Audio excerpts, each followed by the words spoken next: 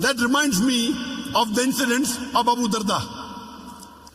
Once there was a Jew, and there was the new Muslim. While he was building his house, while he was building the boundary of his house, his neighbor's tree was coming in between. So he could not build the boundary. So the Prophet told the neighbor that, give this tree to him, I will give you a tree in Jannah. He said no. He refused. So Abu Darda heard of this, and Abu Darda had the biggest garden of dates in Medina. The biggest and the best garden of dates in Medina. When he heard this, he went to the Prophet and told him that if I am able to get that tree, will I get that tree in Jannah? The Prophet said yes. Getting a tree in Jannah means Abu Darda will also go to Jannah. So Abu Darda goes to that man. He said, do you know who I am? He said, no. He said, I am Abu Darda. Ah, of course I know you. You have the best and the biggest gardens of dates in Medina. He tells that person, if you give this tree to me, I will give you in exchange my complete garden. The man was shocked. Is he crazy? For my one tree, the complete garden, the biggest in Medina. He willingly agrees. Abu Darda comes back to the farm and tells his wife, today I have struck a very good deal. What is it? He said, I sold my complete garden for a tree in Jannah. And his wife replies, what an excellent deal have you struck. Today a wife will say, you're a fool. You should have given 10% of the garden. Why did you give full? Someone will say, you're a fool. Why did you give a full garden? You should have given half. But Abu Darda's wife says, what a good deal you have done. You have sold the full garden for a tree in Jannah. And after that, Abu Darda and his wife lived in poverty till they died. But they were promised paradise. These are the examples of the Sahabas. When we look at them, we are nothing. We feel ashamed. What are we doing? You see the lifestyle of the Prophet and the Sahabas and the Khulafa Rashidin. They put us to shame.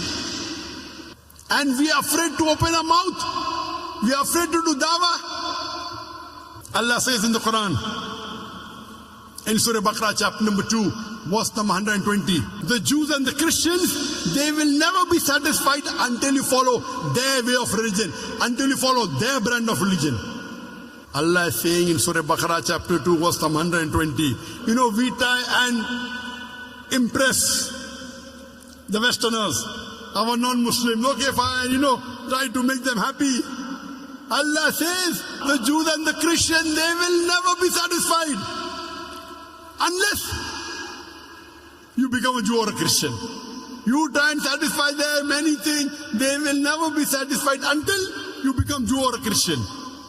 Allah says in Surah Baqarah chapter number 2, verse 111, and they say that you Muslims, you shall never enter Jannah unless you become a Jew or a Christian. You Muslims with all your piety, with all your salah, with the mark on your forehead, with your psalm, with your fasting, with your hajj, you shall never enter Jannah unless you become a Jew or a Christian.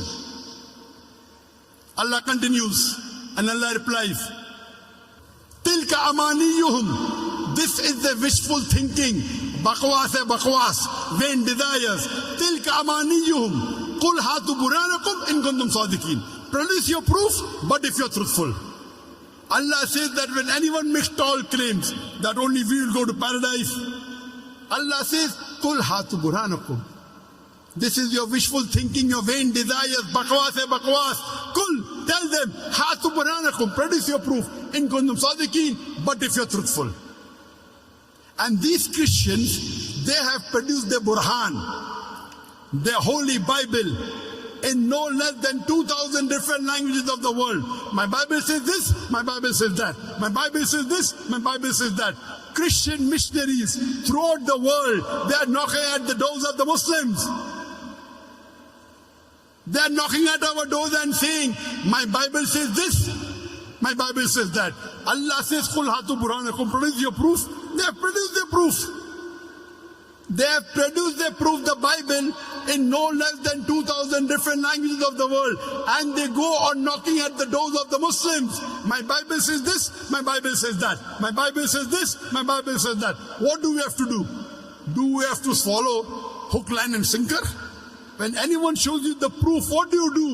You check the proof. When someone shows you the identity card, you check whether it is correct or not. So they are showing you the proof, the Bible. What are we doing? Are we checking the Bible?